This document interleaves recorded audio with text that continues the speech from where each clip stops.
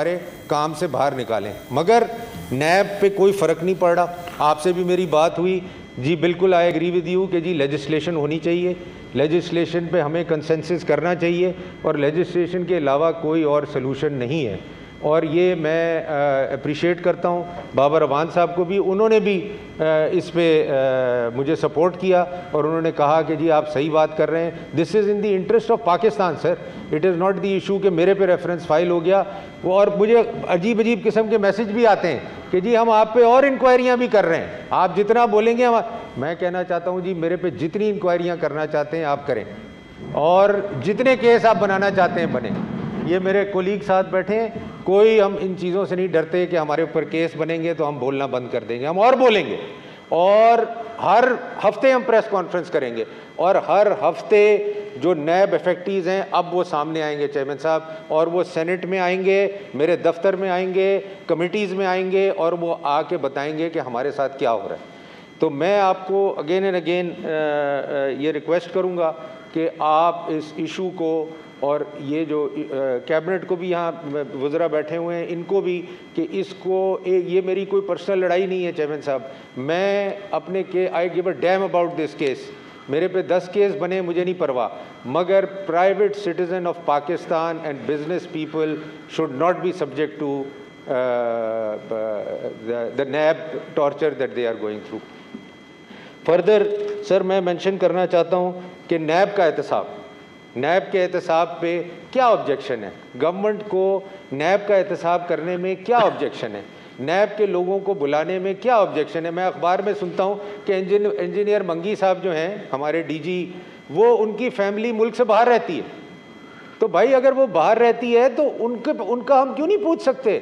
हम उनके रिटर्न, वो हमारे रिटर्न निकालने में तो बड़े उस्ताद हैं, हमारी चीज़ें एंट्रीज चेक करने में तो बड़ी आगे बढ़ते हैं, तो हम उनके क्यों नहीं चेक कर सकते कि जी इनकी फैमिली बाहर कैसे रहती है, कैसे ये अफोर्ड करते हैं बीइंग अ डीजी नैब कि इनकी फैमिली बाहर रहे, कौन इनके एक्सपेंसेस देता है, कौन इनके ट्रैवल एक्सपेंसेस देता है, इनके रिटर्न हम क्यों नहीं मंगा सकते और हम चेक कर सकते हैं? हम बिल्कुल कर सकते हैं और हम करेंगे सर। और मैं आपको ये बताऊं, चाहे मैं हूं चाहे मेरे यहाँ कोलीग्स हैं, दे विल डू एहतसाब ऑफ नैब। जब तक ये नहीं होगा मेरी जिद्दोजहद चलती रहेगी, जब तक नैब वाले आके अपने एसेट्स डिक्लेयर नहीं करेंगे पार्लियामेंट के अंदर और हमारी कमिटीज़ के अंदर, ये जिद्दोजहद चलती रहेगी, चाहे मेरे पे जितने केस भी बनाए जाएं।